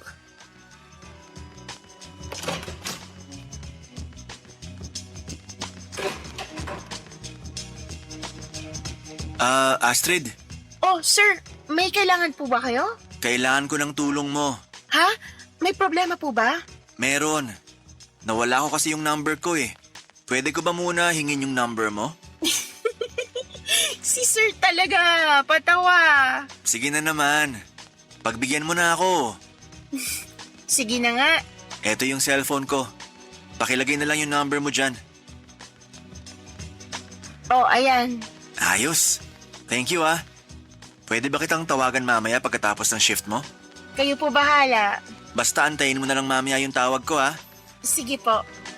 Ay, sir, maiman ko na muna kayo ha. Magbabayad na yata yung customer sa table number 4. Aaminin ko po na sobra talaga akong kinilig ng gabing yon. Parang kinain ko rin lahat ng mga sinabi ko na magfo-focus muna ako sa trabaho at mananatiling single. Kasi to be honest, Papa Dudut, ay hindi talaga ako nakapag-focus sa trabaho habang kinakausap ko si Justin. Grabe, para akong bulate na binubudbura ng asin dahil kilig na kilig ako ng time na yon. At aaminin ko rin ang dahil kay Justin ay mas lumakas lalo ang loob ko na kalimutan na talaga si Dale. Kasi sobrang ready na ako na makapag-move on na kasama si Justin. Pinagdarasal ko talaga noong time na yon na sana ay panindigan ni Justin yung kilig ko. At pagkatapos ng shift ko ay tinawagan na nga ako ni Justin. Tulad ng pinangako niya at doon kami nagkaroon ng pagkakataon na mas makilala pa ang isa't isa. Habang nagkwekwentuhan kami sa phone ay napag-alaman ko na graduate pala siya ng architecture sa isa sa mga kilalang university dito sa Pilipinas. At bukod sa studies niya, ang dami niya pang kinuwento sa akin. Yung childhood niya, trabaho niya at ang mga pangarap niya sa buhay. Long story short, Papa Dudut, lumipas ang ilang buwan at naging kami rin ni Justin. At dumating na sa punto na halos linggo-linggo ay bumibisita na ako sa kondo niya sa Makati. Sa totoo lang ay niyaya na rin niya ako na makipag-live-in. Pero ako itong tumanggi kasi mas malapit yung bahay ng pinsang ko sa pinagtatrabahuhan kong bar. Kaya ang nangyari, pupunta na lamang sa kondo ni Justin sa Makati tuwing day off ko. At doon na rin kami madalas na magsiping sa mismong kondo na yon. Akala ko noon ay tuloy-tuloy na yung saya. Akala ko sa wakas ay eto na yung time na makakabura sa lahat ng sakit na naranasan ko. Pero ilang linggo lang ang lumipas ay may nalaman na naman akong muling gumulo sa puso at isipan ko. Hindi ko inakala na sa mga sandaling yon ay muli na naman akong masasaktan, Papa Dudut.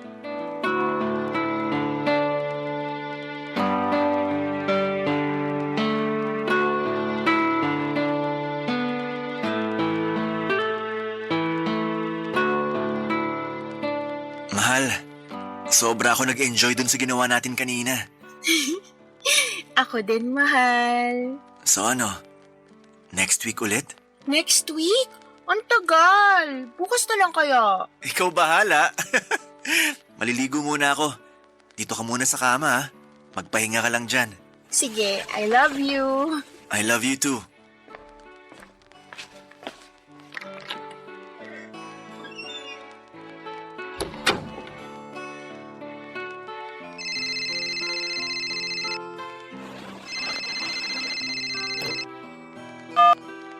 Hello? Sino to? Delivery rider? Parcel para kay Justin? Sige po, bababa na po ako dyan sa lobby. Antayin niyo na lang po ako. Ano ka ba naman, Justin? Ang mahal nung in-order mo, ha? Kunin ko na nga lang yung wallet mo. I'm sure may naitabi ka ng pambayad dun para sa parcel mo. Nasaan na ba yung wallet mo? Eto. Ay, nalaglag. Teka, ano to? Justin! Justin! Lumabas ka dyan! Labas!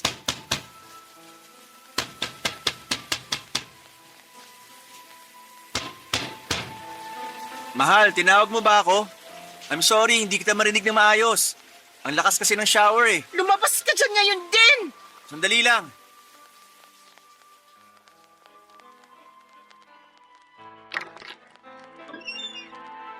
Oh, ano nangyari sa'yo?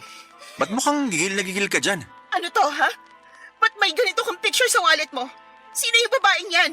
At yung bata na kasama mo sa picture na yan? Sandali lang. Ba't mo pinakikialaman ng wallet ko, ha? Kukuha lang sana ako ng pambayad para dun sa parcel na in-order mo. Pero mali pa rin yung ginawa mo. Dapat hindi ka pa rin nangunguha ng gamit ng may gamit. Huwag mong ibahin ang usapan. Magpaliwanag ka, sino yung babae at bata na kasama mo sa picture na yan? Mahal, Hayop ka! Ginawa mo akong kabit! hindi sa ganun yun. Wala na kayong ibang ginawa kundi ang saktan ako! Astrid, please. Magpapaliwanag ako. Kayong mga lalaki, ano akala niyo sa aming mga babae tuwing niloloko niyo kami, ha? Iiyak lang tapos kinaumagahan makaka-move on na kagad? Sana nga ganun na lang kadali ang lahat, no? Pero hindi iniwan niyo sa amin tuwing pinaglalaruan niyo kami, nanunuot hanggang buto. Mahal! Pinaniwala mo ako na ikaw na yung lalaki mamahalin ako ng totoo at tapat, pero nagkamali ako kasi pare-pareho lang kayong lahat. Tigilan mo yung pagbabasag ng mga gamit dito sa kondo ko! Kulang na kulang pa to sa sakit na pinaparamdam mo sa akin ngayon. Sige na! Aaminin ko na may asawa at anak na ako. Pero matagal na kami nagkakalabuan ng asawa ko. At pinakikisamahan ko na lang siya dahil sa anak namin. Pinakikisamahan? So ibig sabihin, nagsasama kayo sa iisang bubong? Tinago mo ko sa kondo na to para hindi malaman ng asawa mong may kabit ka, ganun ba yun? Ang kapal din naman pala talaga ng mukha mo. Binigay kong katawan at buong pagkatao ko sa'yo, tapos ganito lang ang igaganti mo sa akin? Ba't ka ba nagkakaganyan? Ginusto mo rin naman ang nangyari sa atin, di ba? Oo! Ginusto ko nangyari sa atin, pero nasuka lang ako nung nalaman ko na may asawa ka na palang hayop ka. Kung galit ka sa akin, ako ang sampalin mo. Huwag mong pagdiskitahan ng mga gamit ko dito.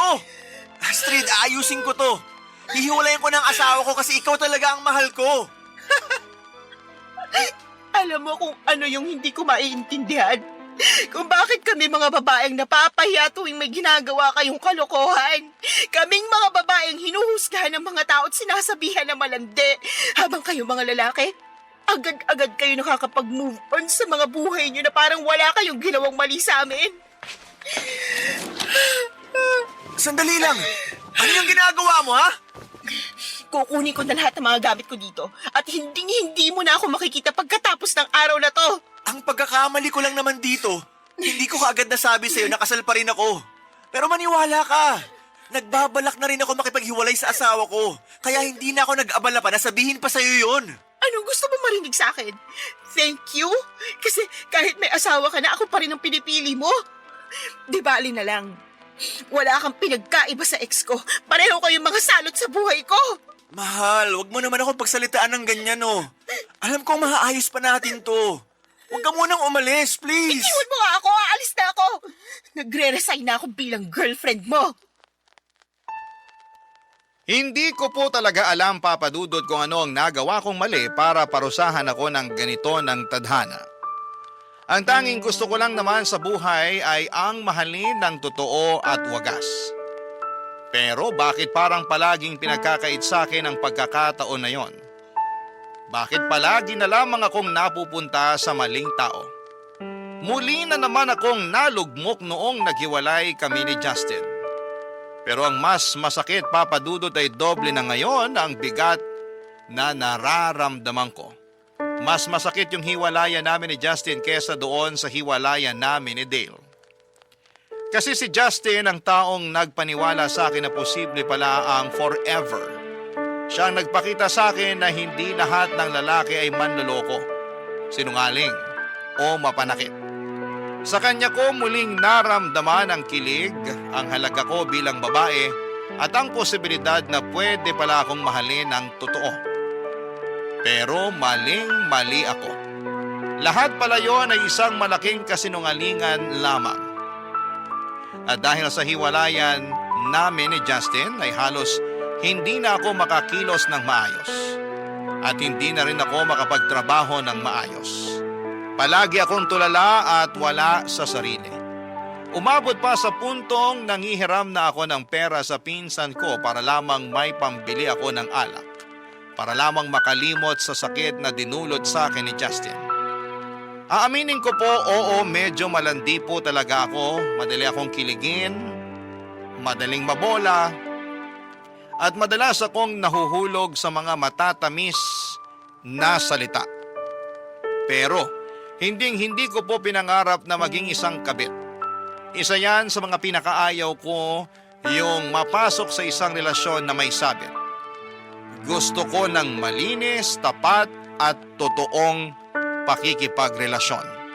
Pero ang nakakatawa ay yung mga tipo na lalaki na kinakasuklaman ko ay sila pa ang paulit-ulit na dumarating sa buhay ko. Minsan ay napapaisip ako, baka ako rin ang may kasalanan. Baka ako rin ang dahilan kung bakit ako nasasaktan ng ganito katindi. Kasi aminado ako na mabilis akong mahulog sa patibong ng mga lalaki.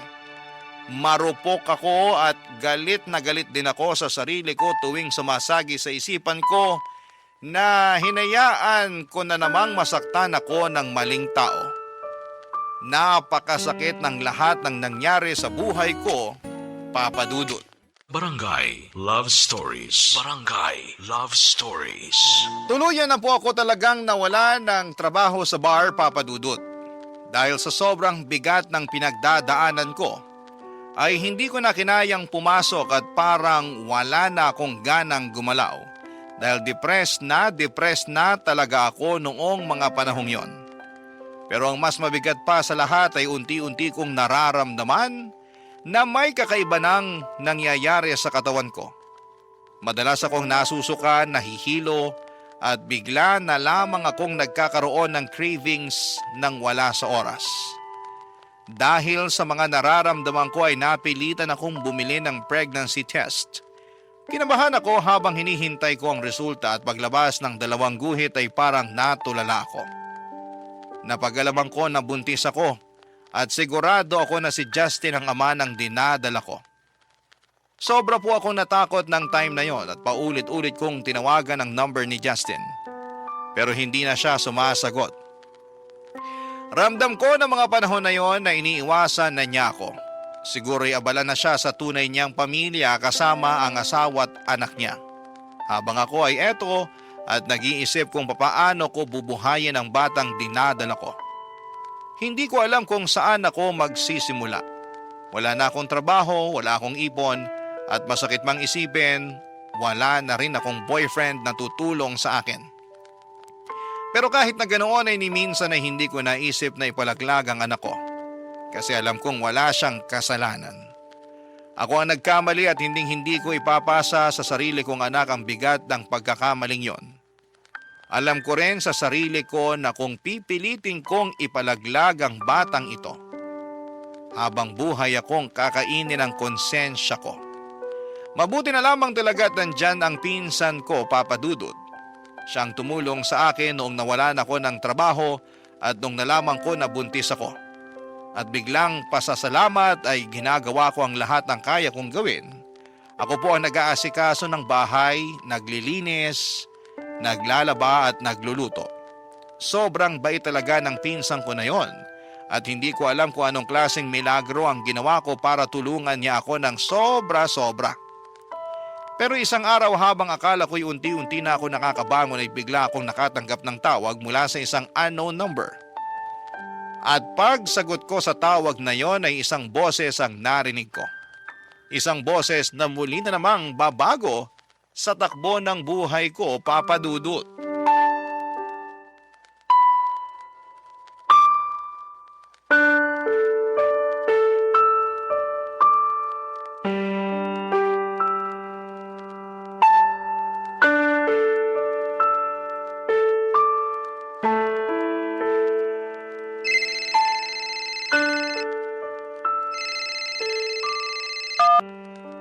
Hello?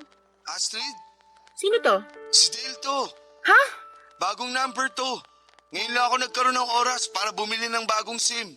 Oh, ano namang kailangan mo? Miss na kita. Alam mo ba na walang araw ang lumipas na hindi kita iniisip? Nananahimik na ako, Dale. Huwag mo na akong guluhin, please lang. Hindi ako tumawag para manggulo. Tumawag ako kasi gusto kong patunayan sa'yo na hindi na ako yung dating Dale na nakilala mo. Maniwala ka sa akin. Nagbago na ako. Ang totoo niyan, hindi ko na nga alam kung mapagkakatiwalaan pa kita eh. Grabe yung sakit at trauma na dinulot mo sa akin. At pinagsisisihan ko na yun. Kaya nga ako lumalapit sa'yo ngayon kasi gusto kong makabawi sa lahat ng nagawa ko sa'yo noon. At mapapatunayan ko lang sa'yo na nagbago na ako kung bibigyan mo ako ng chance. I'm sorry, Dale, pero ang dami ko na rin kasing pinagdaanan nung naghiwalay tayo. Niloko ako ng boyfriend ko at hanggang ngayon galit na galit pa rin ako sa mga lalaki. Sandali lang, pinalitan mo na ako kaagad nung naghiwalay tayo? Parang gano'n na nga. Di bale, tapos na yon. Andito na ulit ako para iparamdam sa'yo na hindi ka dapat sinasaktan. Kung bibigyan mo lang ako ng isa pang pagkakataon, pinapangako ko sa'yo na hindi ko nasasayangin to. Sa katunayan nga, Dito pa rin ako nakatira sa apartment kung saan tayo nagli-live-in dati. Natatandaan mo pa ba na ikaw mismo ang pumili ng apartment na to? Kasi nagagandaan ka sa design ng pader. Oo. Kahit nung naghiwalay na tayo, hindi ako umalis sa apartment na to kasi gusto ko na palagi kitang naaalala.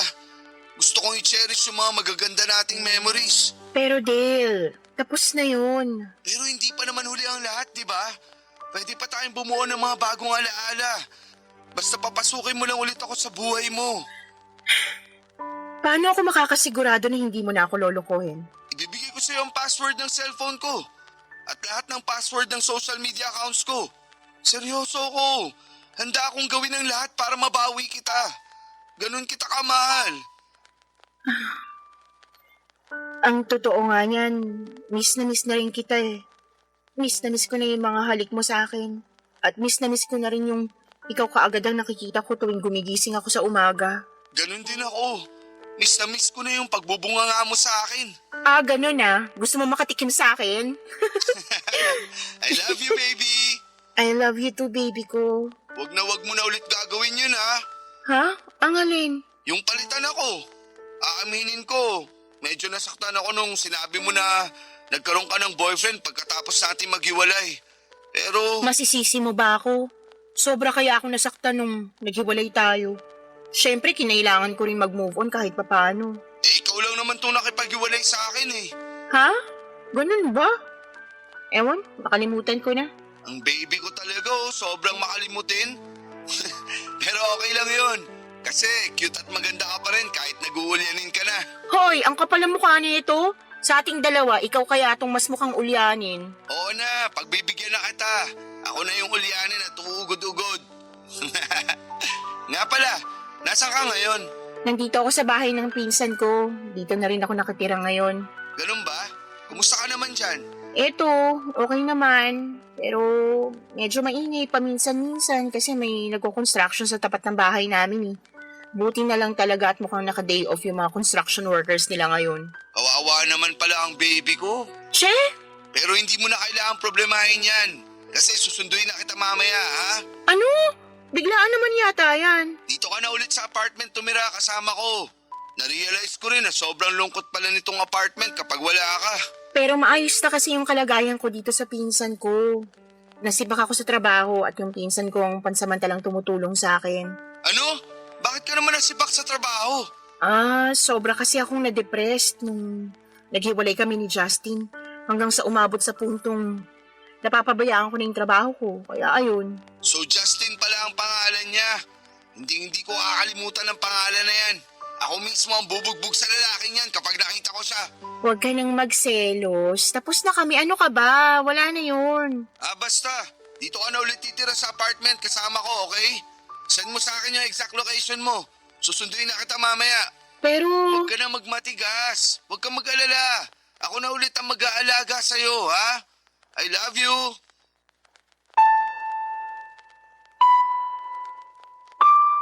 Nahulog na naman ako sa patibong ni Dale Papadudot.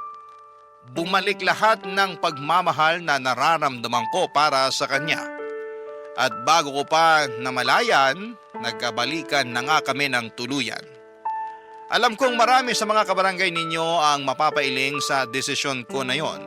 Pero totoo talaga na kapag nagmamahal ka, parang nawawala ka sa tamang isipan paminsan-minsan.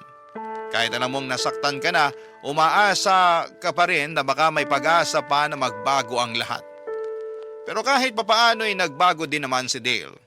Mas naging sweet siya, mas maalaga at parang mas pinapakita niya na seryoso talaga siya sa relasyon namin. Dahil doon ay mas lalo lamang akong na-in love sa kanya. Sabi nga nila, love is sweeter the second time around. At yun yung paniniwala ko noong mga panahong yun.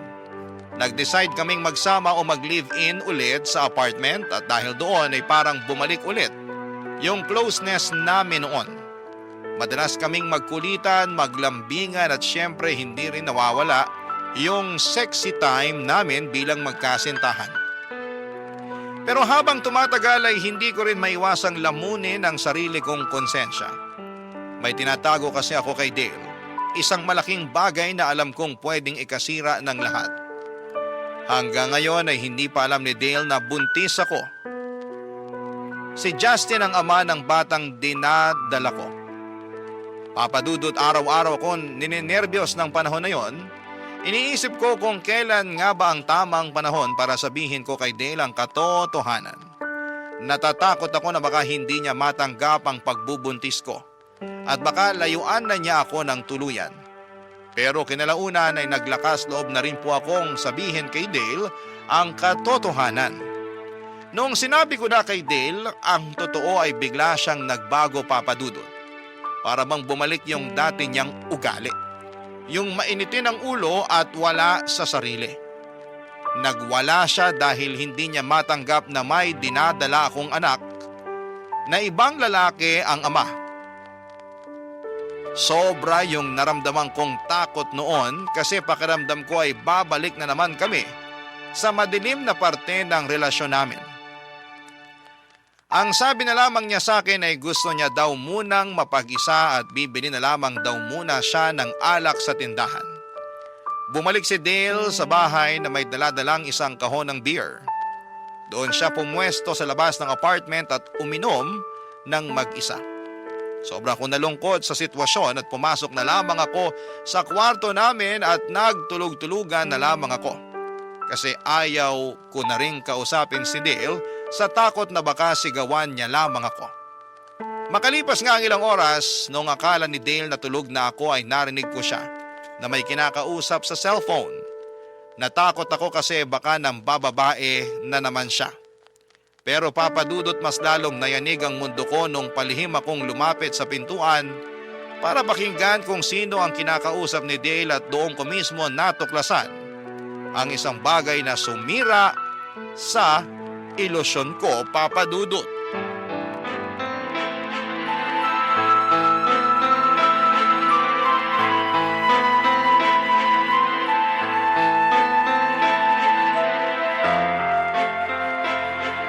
Oh, bakit?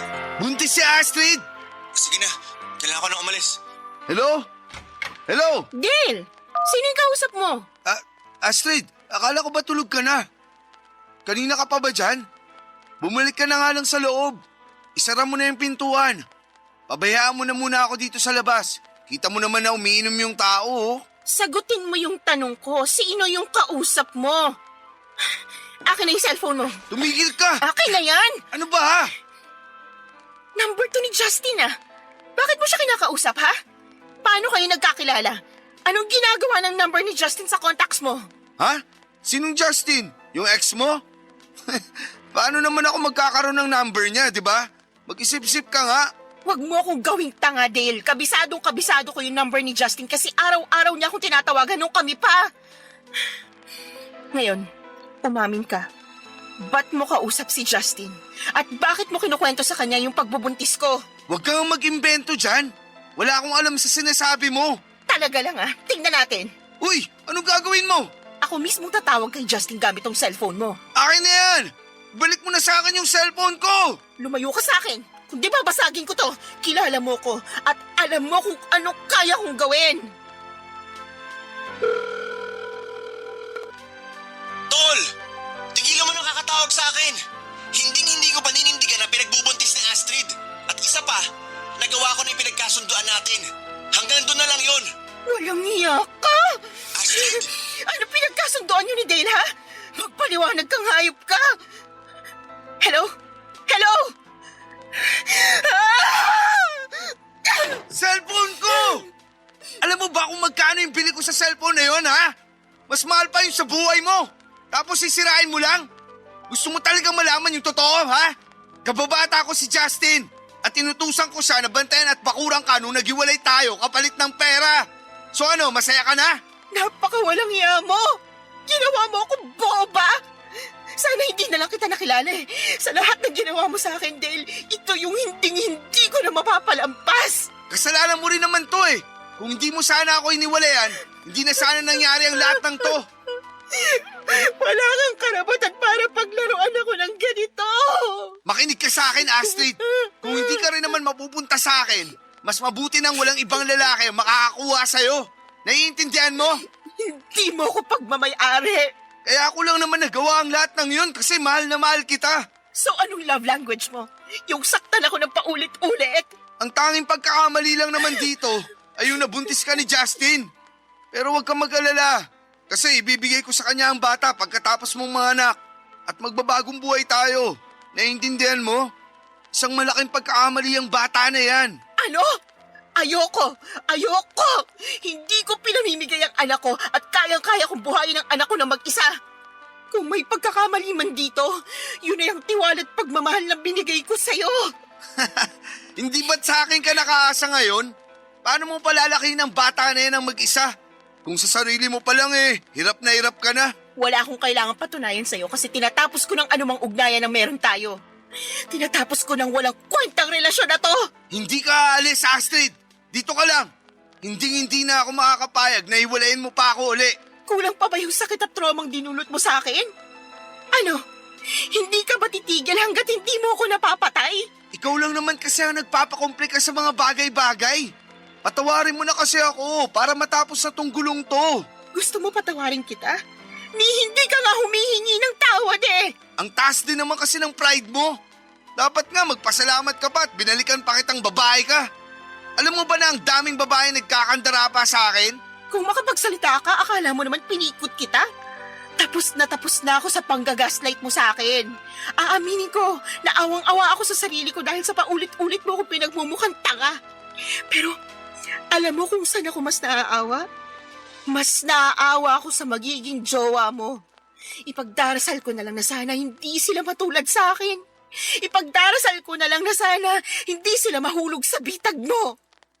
Ipagdadasal ko na lang na sana magkaroon sila ng lakas ng loob na layuan ka habang maaga pa. At ipagdadasal ko na lang na sana mabulok ka na sa impyerno. Nagtapang-tapangan na lamang ako ng gabing yon pero ang totoo niyan, takot na takot talaga ako kay Dale noong araw na yon. Hindi na pagmamahal ang pinapakita niya sa akin kung hindi obsession na. Hindi ko inakala na aabot sa punto na pinababantayan niya pala ako kay Justin kasi natatakot siya na baka makuha ako ng ibang lalaki. Isang malaking kasinungalingan lang pala yung relasyon ko kay Justin at si Dale ang may pakana ng lahat ng ito. Papadudot sobrang bigat po talaga ng trauma na idinulot ng pangyayaring yon sa akin. Kaya noong araw na yon ay hindi na ako nagdalawang isip na lumaya sa apartment namin at dumiretso ako sa presinto para ipablatter siya, papadudot. Pagkatapos kong makuha ang blatter report ay pinicturean ko ito at sinend ko kay Dale sa Facebook para malaman niya na hindi niya ako pwedeng lapitan kailanman. Dumiretso na rin po ako sa bahay ng pinsan ko pagkatapos noon at sa totoo lang ay hindi ko alam kung saan ako pupulutin kung wala siya. Sa lahat ng kagagahan ko ni minsan ay hindi ako hinusgahan ng pinsan ko na yon. Siya lang talaga ang umiintindi sa akin sa kabila ng mga naging desisyon ko sa buhay. At simula nang sinend ko kay Dale yung blatter report ay hindi na po siya nagparamdam. At mas naging tahimik na rin ang buhay ko. Pero hanggang ngayon ay dala-dala ko pa rin yung takot at trauma na iniwan ni Dale. At wala na rin po akong balita pa kay Justin. Tuluyan na lang siyang naglaho na parang bula. Ni hindi nga ako sigurado kung buhay pa yon. Ang tanging pinagtutuunan ko na lamang ng pansin ay ang pagbubuntis ko. Gusto kong paghandaan ng pagdating ng anak ko. Balang araw kapag naisilang ko na ang anak ko, maghahanap ako ng trabaho para makatulong sa mga gastusin sa bahay ng pinsan ko. Pero sa ngayon ay nagpapahinga muna ako at tumutulong na lamang ako sa mga gawaing bahay para may pakinabang din naman ako sa pinsan ko kahit papaano. Papadudot, hanggang dito na lamang po ang kwento ko at gusto ko lang pong sabihin sa mga kabarangay natin na sana'y huwag nating baliwalain ang mga senyales ng isang toxic na relasyon. Minsan kasi sa sobrang pagmamahal natin, iniisip na lang natin na normal lamang ang selos, sigawan at sobrang paghihigpit. Pero habang lumilipas ang araw ay hindi natin namamalayan na unti-unti na pala tayong nadidrain ito. Hindi selfish ang lumayo sa taong hindi na tayo kayang mahalin ng tama. Lahat tayo deserve yung pagmamahal na tahimik, totoo at hindi masakit sa pakiramdam. Yung pagmamahal na hindi kailangang ipaglaban araw-araw, kundi yung pagmamahal na kusa, buo at tunay na galing sa puso. Congratulations din nga po pala sa 1 million subscribers ninyo sa YouTube at maraming salamat po sa pagbibigay sa akin ng chance na maikwento ko sa inyo ang isa sa mga pinakamasakit na parte ng buhay ko. Ang inyong forever kapuso at kabarangay, Astrid.